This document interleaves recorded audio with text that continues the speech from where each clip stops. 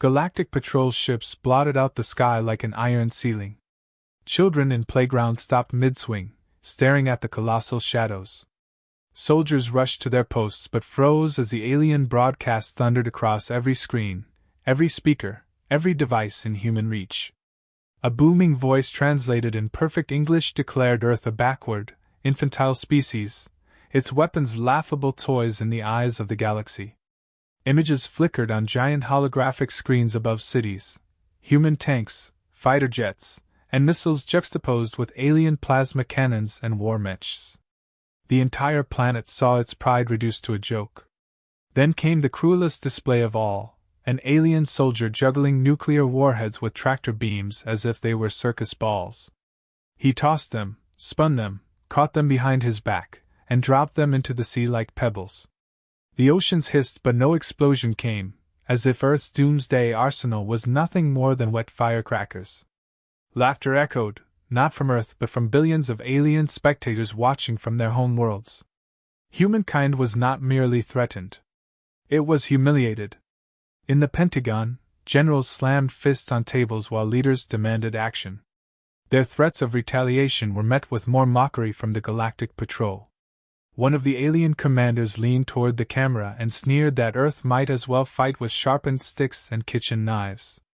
The insult was replayed on loop, burning shame into every corner of the globe. Protesters screamed in the streets for resistance while doomsday preppers dug bunkers deeper into the soil. The patrol, relishing the moment, proposed what they called a chance for Earth to save face, a single trial combat, one human champion against their chosen warrior. If humanity won, Earth would be recognized and left free. If humanity lost, the planet would be placed under galactic subjugation as a protected species, a phrase that meant little more than slavery. Governments balked. Militaries scrambled to propose contenders, but no soldier, no pilot, no general had a chance against interstellar champions armed with centuries of warfare beyond imagination. In private war rooms, despair filled the air like smoke. It was in this smoke-choked despair that the idea of a joke surfaced. One government official, shaking with bitter laughter, suggested sending in a swordsman, a relic of feudal Japan, so the galaxy's comedy could at least be complete. The idea spread as gallows humor, a ridiculous suggestion thrown around to mask helplessness. Yet when the humor faded, a figure quietly stepped forward. He had been in the room all along, unnoticed, as though shadows themselves obeyed his will. His name was Kaido. Dressed in plain clothes, no insignia, no medals, no recognition, he did not belong in the chamber of generals and scientists. His voice was soft, almost too soft, but it silenced the room. He said Earth did have someone who could fight. He said Earth still had blades. The generals scoffed at him. Journalists rolled their eyes. A man with a sword against plasma cannons? It was insanity. Yet the Galactic Patrol, listening to Earth's transmission with amusement, burst into howls of laughter. They insisted the human with the sword represent the species. They declared it perfect poetic theater, the ultimate humiliation. Billions of aliens tuned their frequencies to watch. Humanity had been reduced to a galactic comedy act, and the stage had been set. Across Earth, despair deepened into humiliation, but a strange current of curiosity began to stir. Who was this man who spoke so calmly when the world shook? While the leaders debated, Kaido walked to the window of the chamber and stared at the sky where alien ships still loomed like steel clouds. He said nothing more, only touched the hilt of the sword at his side. It looked ordinary, unremarkable, a blade too small for a world's fate. Yet those who glanced at him could not look away for long. His eyes carried neither fear nor arrogance, only a quiet conviction that unsettled even the sternest general. Rumors began to circulate. Some claimed he was the last of a hidden clan, a man trained in shadows rather than spotlight. Others whispered he had cut through things no blade should touch. No one could confirm, because no one truly knew him. On the streets, when his face was broadcast as Earth's chosen champion, the reactions were chaos. Some screamed that the government had gone mad. Others laughed bitterly, saying they would rather die with honor than grovel before alien overlords. But in small pockets, an unexpected pride flickered. An old man in Kyoto whispered to his grandson that the world would finally see the truth of the ninja. A child in Cairo imitated sword strokes in the dust, shouting that the man with the blade would cut down giants. Across continents, people felt something they had not felt since the aliens arrived, a glimmer of hope hidden in absurdity. Meanwhile, the Galactic Patrol prepared the arena. They chose a hollowed asteroid orbiting near Saturn, a coliseum carved from rock and steel where champions had bled for centuries. Millions of alien spectators would attend in person, while billions more watched across galaxies. It was to be Earth's final trial, its last stage before either recognition or ruin. The patrol expected comedy, a slaughter to broadcast like an interstellar circus. Their soldiers mocked each other by pretending to duel with wooden sticks and kitchen utensils, mimicking humanity's so-called weapons. They even sold tickets labeled the last laugh of Earth. Yet Kaido prepared differently.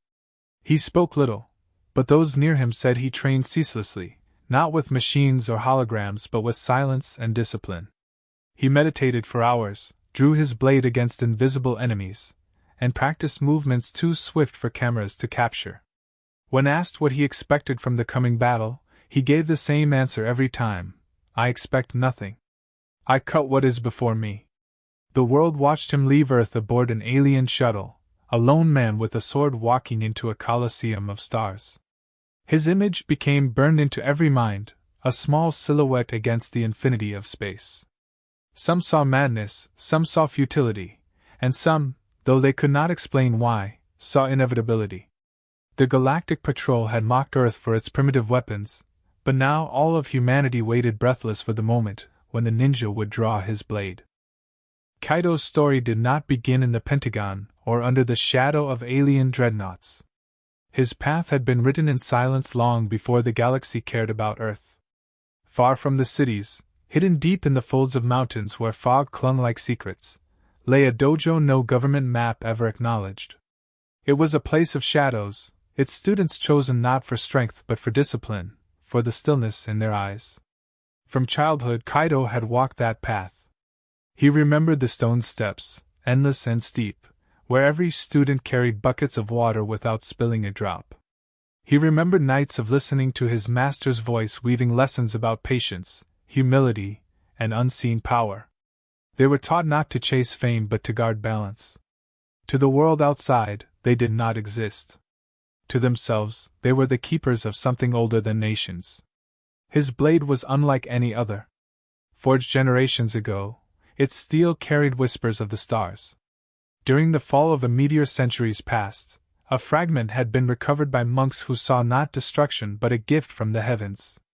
The iron within was folded into steel by a master smith, each layer hammered with chance until the blade became something more than weapon.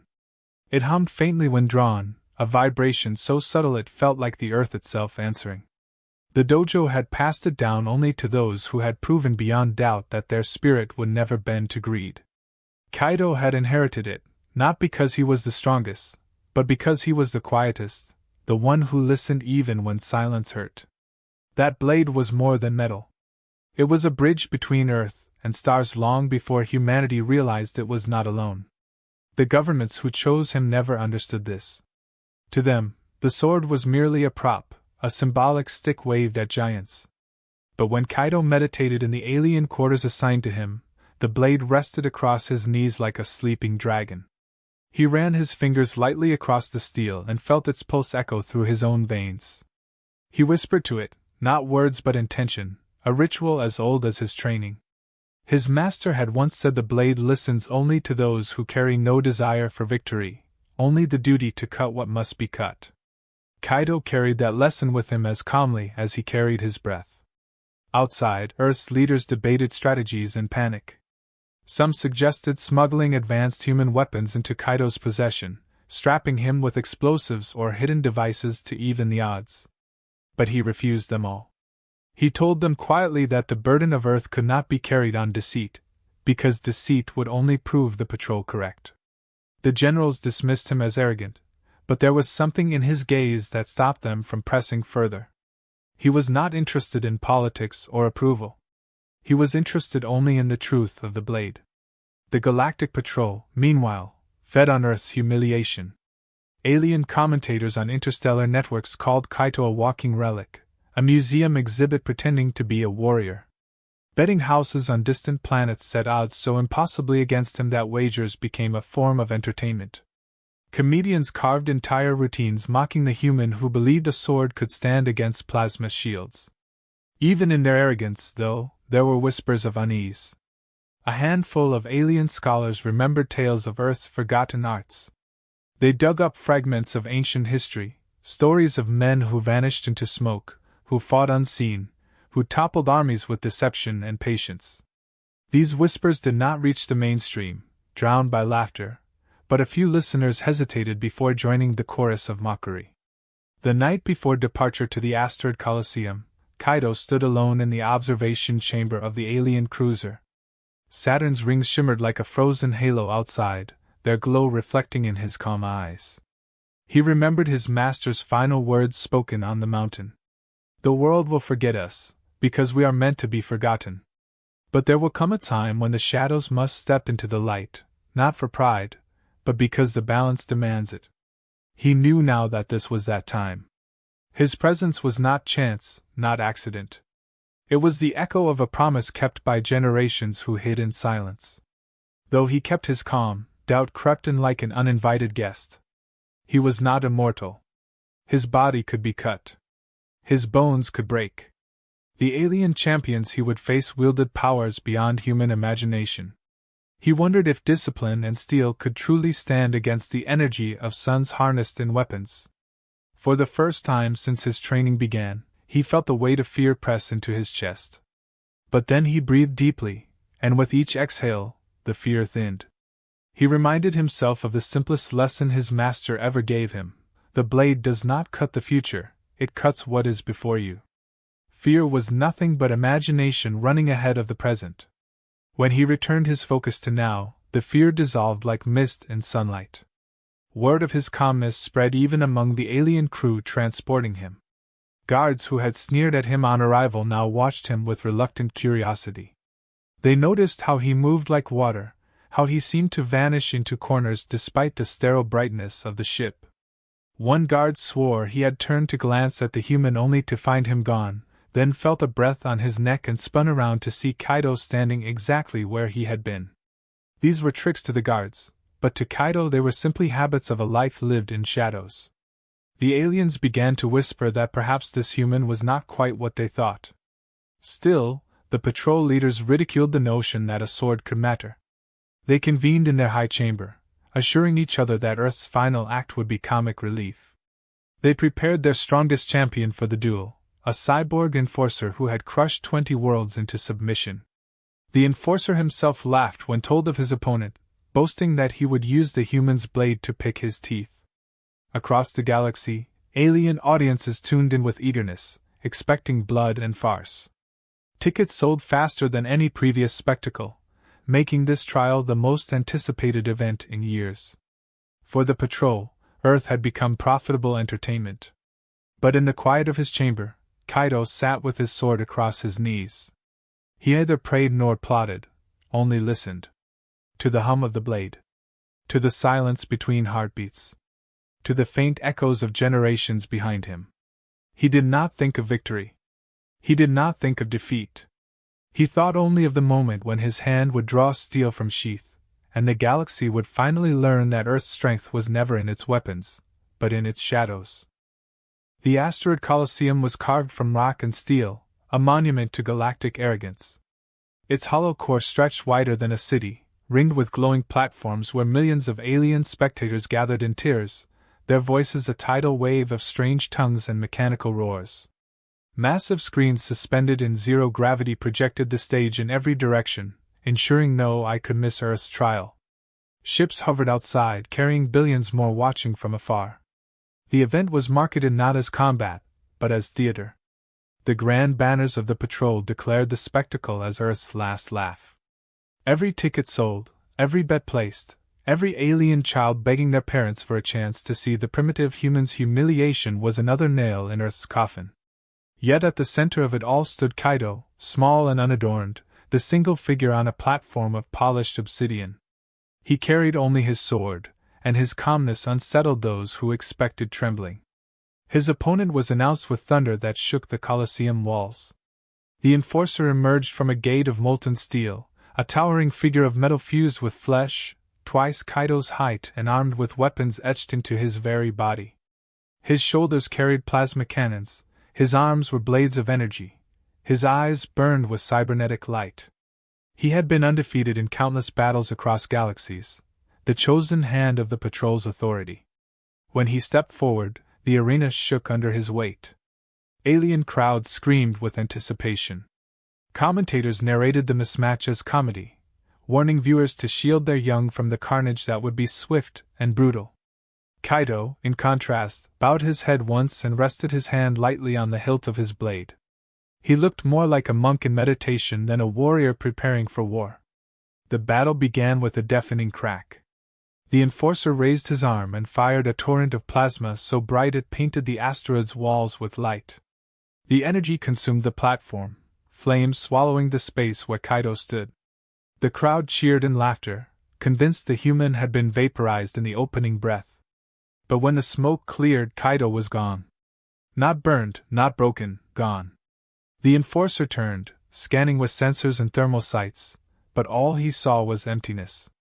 Whispers ran through the crowd, some mocking, others uncertain. Then, with a sound softer than silk tearing, Kaido appeared behind the giant, his blade grazing the metal shoulder just enough to spark. It was not a strike meant to kill. It was a whisper, a reminder that he had not only survived but moved faster than machines could see. The enforcer roared in fury, spinning and unleashing another barrage.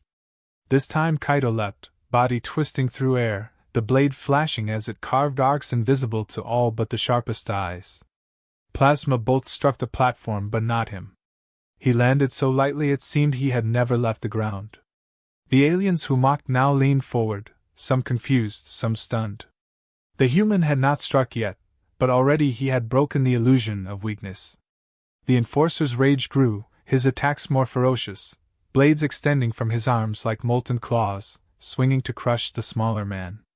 Yet again, Kaido slipped away, always a breath too far, always moving where the giant's strikes never landed. To the crowd, it began to look like a dance, absurd yet mesmerizing, a duel of storm against shadow. At one point Kaido disappeared entirely, not hidden by smoke or barriers, but gone as if dissolved into air. The enforcer's sensors screamed, the arena lights scanned every corner, and the crowd began to murmur. Some laughed nervously, others booed, demanding the human reappear so the slaughter could resume. Then suddenly the giant stumbled, sparks flying from a knee joint. Kaido had reemerged, his blade leaving only a small cut, precise and devastating. It was not enough to fell the enforcer, but enough to prove a truth long denied.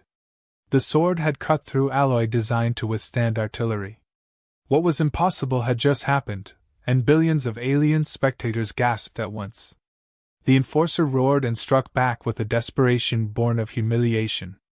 He charged, shaking the platform, and brought down both his plasma arms in a crushing blow. This time Kaido did not evade. He stepped forward, impossibly close, and drew his blade in a single arc.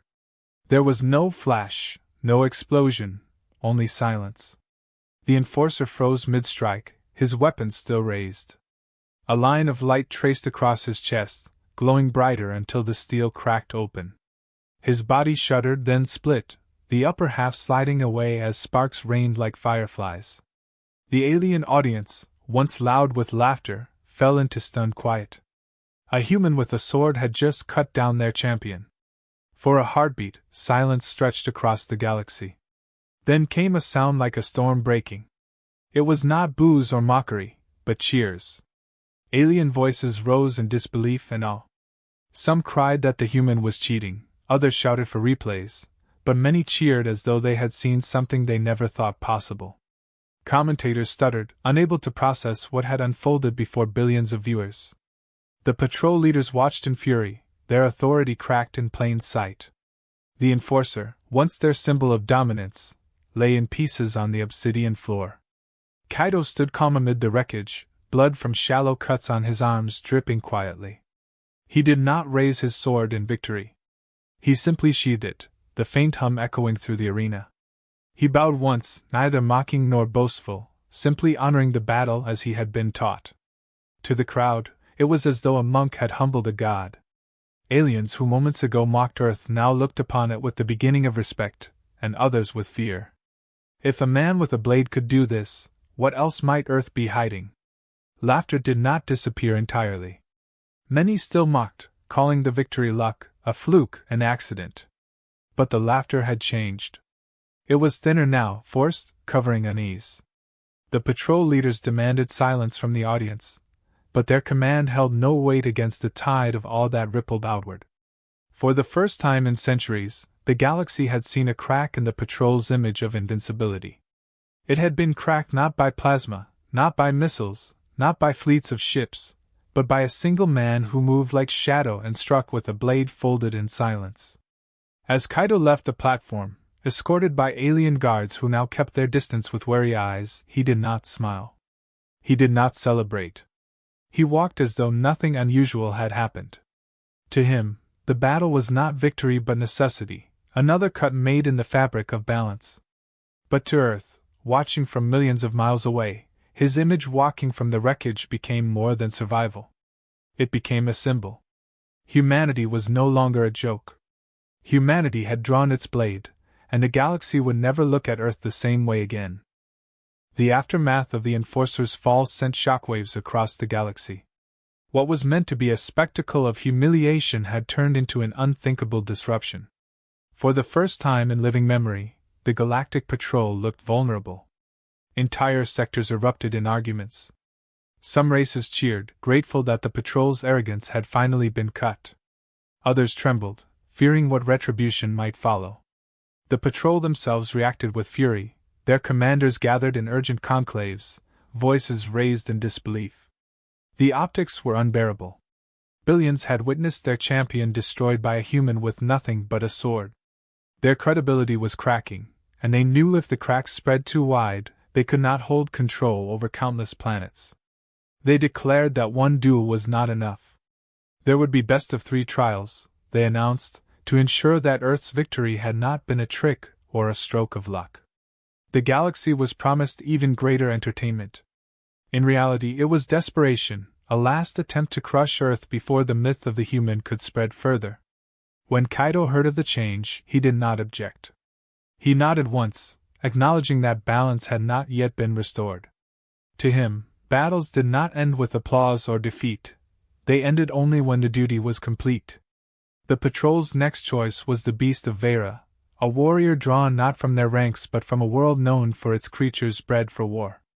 The beast was a monster of scale and sinew, towering above even the Enforcer, its chitinous armor shining with a sickly green sheen.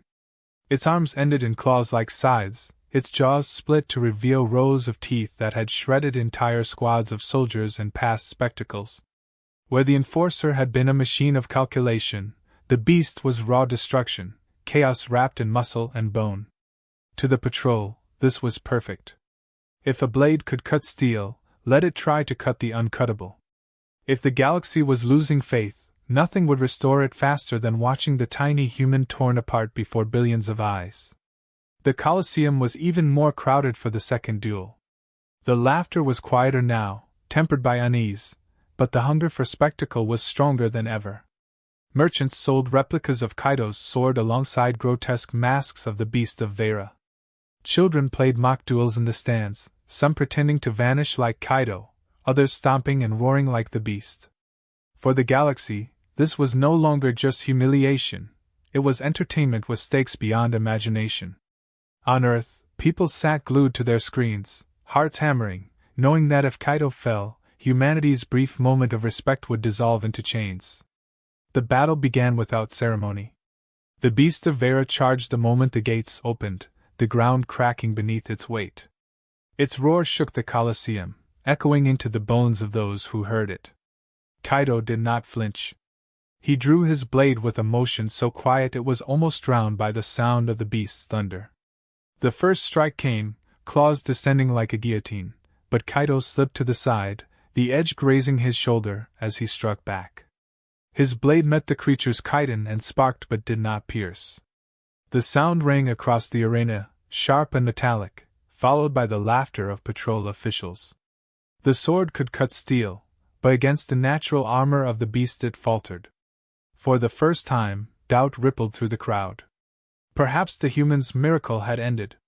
The beast pressed its advantage, swiping again and again, each blow enough to crush a man into dust. Kaido evaded, but the margins grew thinner. One claw raked across his back, tearing flesh and drawing blood. Another blow knocked him off balance, forcing him to roll across the obsidian floor to avoid being impaled. The crowd roared in excitement, convinced they were about to witness the end. Earth's audiences watched in horror as the camera showed blood pooling beneath their champion. Yet even in pain, Kaido's eyes remained calm. He staggered to his feet, breathing heavily, the blade still in hand. He knew now that brute force would not win. His master's lessons whispered in his mind. Do not cut what is hard. Cut what binds the hard together. He slowed his breathing, ignoring the ache in his ribs, and began to circle the beast. The creature roared, swinging wildly, but Kaido no longer rushed to strike. He observed. He watched how the chitin shifted when it moved, how plates of armor overlapped, how the muscles flexed beneath. The beast grew frustrated, lashing out with fury, while Kaido's steps became lighter, more precise. Then, at the perfect moment, when the beast overextended, he moved. His blade flashed not against the armor, but against the seam between two plates at the joint of the leg. The strike slid in with surgical precision, cutting not through hardness but through weakness. The beast howled, stumbling as its massive frame collapsed onto one knee. The crowd erupted. Some cheered, some gasped, but all leaned forward. The human had found a way. Kaido pressed his advantage, striking not at the beast's thickest armor but at the subtle connections, the places no one else noticed. Each cut was small, each wound precise, but together they crippled the monster. The beast fought harder, desperate, slamming the ground and shaking the platform. One claw struck Kaido across the side, lifting him from the ground and throwing him across the arena. He landed hard, ribs snapping, blood flooding his mouth. For a moment he lay still, the galaxy holding its breath. The beast limped toward him, one leg dragging, jaws opening wide to deliver the final blow. Then Kaido rose. Pain carved across his body, but his steps were steady. He held his sword low, breath shallow but unwavering.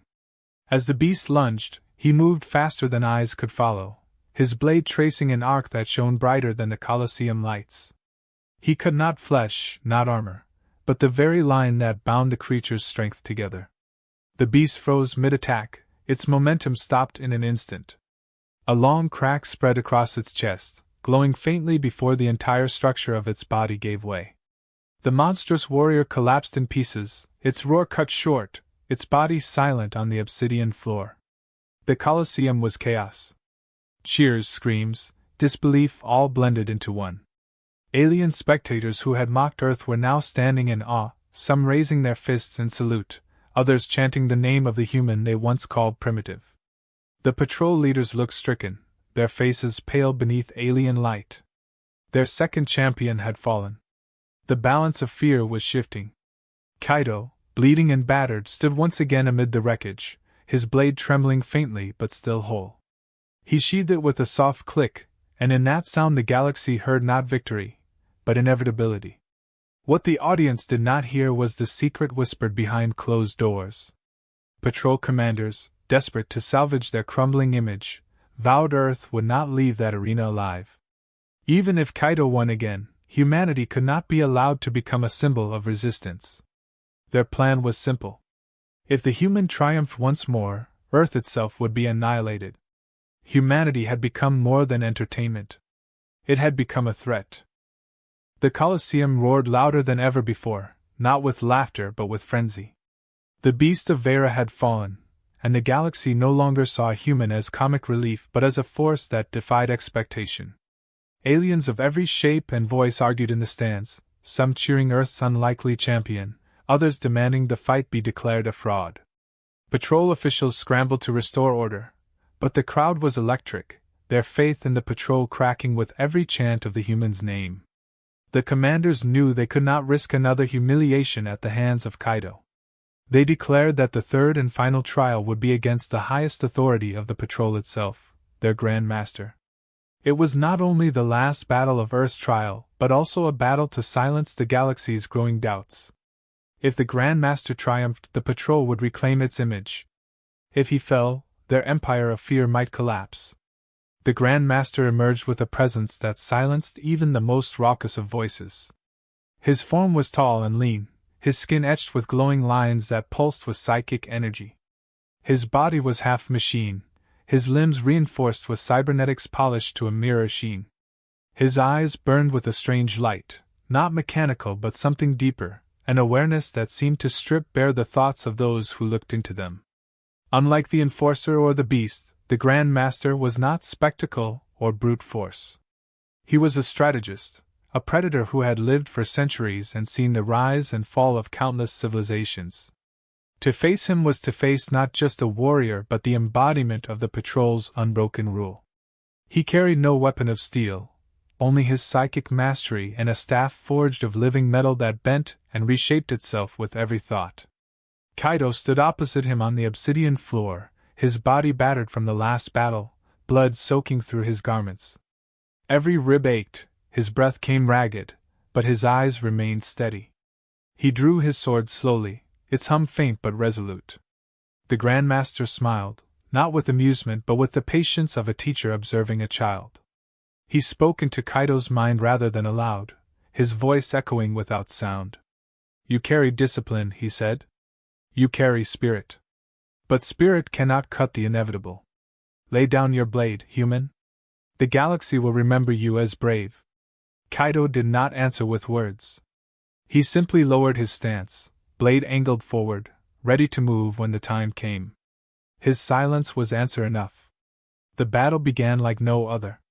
The Grand Master did not strike with weapons but with thought. The air itself bent under his will, crushing weight pressing down on Kaido's shoulders.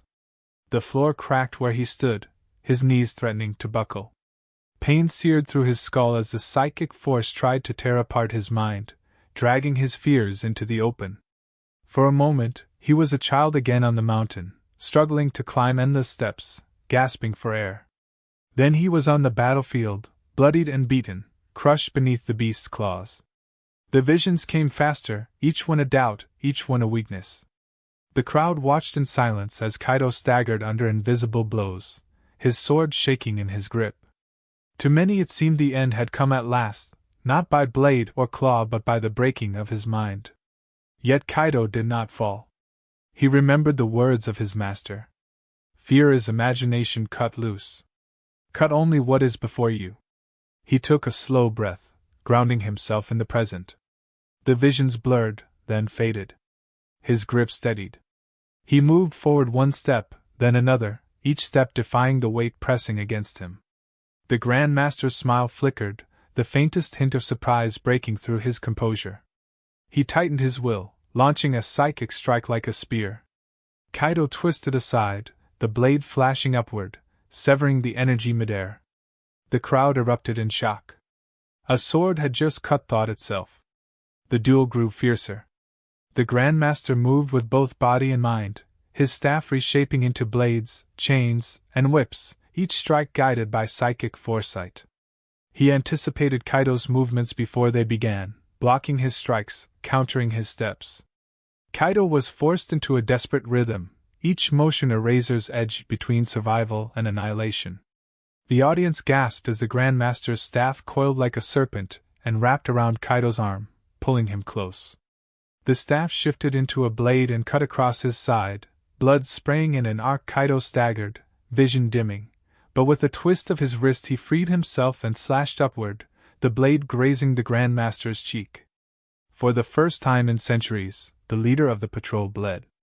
The crowd erupted into chaos. Some screamed that it was impossible, others cheered with unrestrained awe. The Grand Master touched the blood on his cheek, staring at it with disbelief that quickly turned to fury. He unleashed his full power, the arena shuddering as stones lifted from the ground, gravity bent, and the very air tore apart. Kaido was flung backward, slamming into the far wall, bones rattling. His sword clattered across the floor, skidding out of reach. The galaxy held its breath. The human lay broken, his weapon gone, his body trembling with exhaustion. The Grand Master advanced slowly, his staff glowing with lethal intent. He raised it high, ready to strike the final blow, his victory assured. But Kaido's eyes opened. Blood poured from his wounds, his breath came shallow, yet there was no surrender in his gaze. He pushed himself to his knees, then his feet, each movement agony. His hand reached for the sword lying a few steps away. The Grand Master laughed, his voice echoing through the minds of all who watched. "Do you think you can still fight? You are finished, human." Yet Kaido did not answer. He staggered forward, each step carving pain deeper into his body. His hand closed around the hilt. He drew the blade one final time. The Grand Master brought his staff down, a strike meant to shatter not only body but soul. At that moment, Kaido exhaled slowly and became still. The blade in his hand shimmered, not with light but with something deeper, something the galaxy could not name. His master's words returned to him, the lesson hidden until now. The blade does not cut steel. It does not cut flesh. It cuts the void itself. With a single motion, Kaido struck upward. The blade met the Grand Master's staff and passed through it as though it were smoke. The cut did not stop there. It sliced through the psychic force that bound the arena, through the illusions and power the Grand Master wielded, cutting into the very core of his mind. The Grand Master froze. His staff shattered into fragments. His glowing eyes dimmed. A silence heavier than any roar filled the arena as the leader of the patrol collapsed, his psychic presence extinguished. Billions of voices fell silent across the galaxy. A human with a sword had just severed the greatest authority in the known stars. Kaido stood trembling, his body broken, his blade humming faintly. He sheathed it slowly, bowed once to the fallen, and collapsed to his knees. The galaxy erupted into chaos, but one truth was now undeniable. Earth's champion had done the impossible. The patrol's rule had been cut. The Grand Master's body lay still upon the obsidian floor, his staff broken, his presence extinguished. For a moment the galaxy held its breath, caught between disbelief and the recognition of truth. The silence in the Colosseum was unlike any before. Millions of alien eyes stared at the human who still knelt, bloodied and broken, his sword resting in its sheath. Then, like the crack of thunder after a long storm, the silence shattered. The arena erupted in chaos. Some screamed in denial, others cheered with wild abandon. Across distant planets, entire populations gasped at the collapse of a power that had loomed for generations. The Galactic Patrol, once unquestionable, had been undone before their very eyes. The ripple spread faster than light could travel, a shockwave of disbelief turning into rebellion, and rebellion turning into hope. The commanders of the patrol scrambled to regain control, shouting orders, threatening punishment, but no one listened. Alien races long cowed by fear now rose to their feet, chanting the name of the human who had stood against impossibility. Ships hovering outside the Colosseum switched their signals from submission to defiance. The patrol's iron grip slipped through their hands like sand. Their empire had relied not only on weapons but on the image of invincibility, and with the fall of their Grand Master that image was shattered. A sword had undone centuries of control. Earth's victory had become more than survival. It had become a spark. Kaido, however, felt none of this triumph. He sat on the floor of the arena, his body trembling with exhaustion, blood dripping steadily from his wounds. He did not raise his arms to claim victory, did not roar with pride. He bowed his head and closed his eyes, listening to the hum of his blade. To him, the battle had never been about conquest or glory.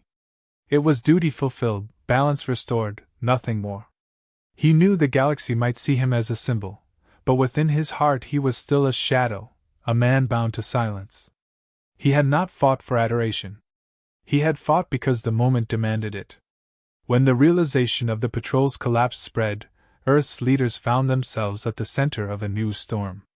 Offers of alliances came pouring in from alien races who sought freedom, each one hoping to align with the planet that had produced the warrior who had humbled the mighty. For the first time in history, Earth was not ignored, not mocked, not pitted. It was respected, its name spoken in awe across countless worlds. Yet this recognition carried weight heavier than any chain. The galaxy now expected Earth to stand as an example, and with that expectation came dangers greater than annihilation. Respect could inspire, but it could also invite envy, rivalry, and betrayal. The world was not prepared, and yet it had no choice. The age of obscurity had ended. Meanwhile, Kaido was offered rewards beyond imagination. Entire races pledged treasures to him, alien leaders knelt and offered titles, the patrol's enemies begged him to lead revolutions. He was invited to rule, to stand as a figurehead for movements that could reshape the stars. But he refused them all. With quiet words, he told them the blade was not for pride or power, and he would not become what he had just cut down. To rule was to bind himself to chains of arrogance, and his path was not to sit in light but to return to the shadows. He healed slowly, guided not by medicine but by discipline, his strength returning in silence. When asked what he wanted, he gave the same answer every time. Nothing. Only balance. Back on Earth, the news of his victory spread like fire. Cities erupted in celebration, bells rang, fireworks lit skies once darkened by alien dreadnoughts. Children carried wooden sticks and called them swords, pretending to vanish into shadows as they reenacted the battles of the Colosseum. Monks whispered prayers of gratitude to the unseen forces that had guided their champion. Even skeptics who once mocked him now bowed their heads in respect. Yet alongside celebration came confusion. For if one man could do what entire armies could not, what did that say about the weapons they had clung to? Earth began to question itself, realizing perhaps the true strength of a people lay not in machines but in discipline, patience, and spirit. Across the galaxy, a new and unexpected trend began. Aliens of every kind, from towering insectoids to gelatinous beings, began imitating the ways of the ninja. They wrapped themselves in black robes, attempted to walk silently, and practiced vanishing into corners though their forms were anything but subtle. Some tried to balance on rooftops, only to fall into streets below, creating chaos and laughter. Others waved sticks with great seriousness, announcing themselves as shadow warriors. Entire markets sprang up selling alien-sized ninja garb. What had begun as mockery transformed into respect tinged with comedy, a way for distant peoples to feel connected to the man who had humbled the patrol. Kaido himself would never have approved of such parody, but the galaxy's admiration took strange shapes. The patrol, stripped of their Grand Master and their aura of fear, fractured into pieces. Some factions fled, clinging to the remnants of authority.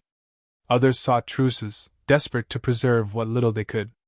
Many worlds seized the chance to rebel openly, toppling patrol stations and declaring independence. The galaxy entered a time of upheaval, the once unshakable order crumbling into chaos. And at the heart of that upheaval was Earth, a planet once mocked as primitive, now feared for the shadows it had revealed. The balance of power was shifting, and though humanity was small, its presence was undeniable. Kaido, when he finally returned home, did so without fanfare. He slipped quietly back to the mountains, back to the dojo hidden in fog and stone. There were no parades, no speeches. He walked the stone steps as he had when he was young, each one a return to silence. The world searched for him, reporters scouring every corner, governments demanding his presence. But he did not answer. He sat once more in meditation, his blade resting across his knees, the hum faint but steady. His master's voice echoed in his memory. The blade is never for pride. Only for balance. He had fulfilled his duty. The galaxy would move on, but he would remain in shadow. The story of Kaido spread nonetheless, retold across worlds, painted in murals, sung in songs. To some he was a hero, to others a myth, and to still others a warning. But to Earth he was a reminder that the strength of a people is not measured in the weapons they wield but in the discipline of their spirit. The Galactic Patrol had scoffed at Earth's primitive weapons. They had laughed at swords, mocked shadows, ridiculed tradition. Yet in the end, it was not plasma cannons or fleets of ships that altered the galaxy's course. It was a man who drew his blade and cut through arrogance itself.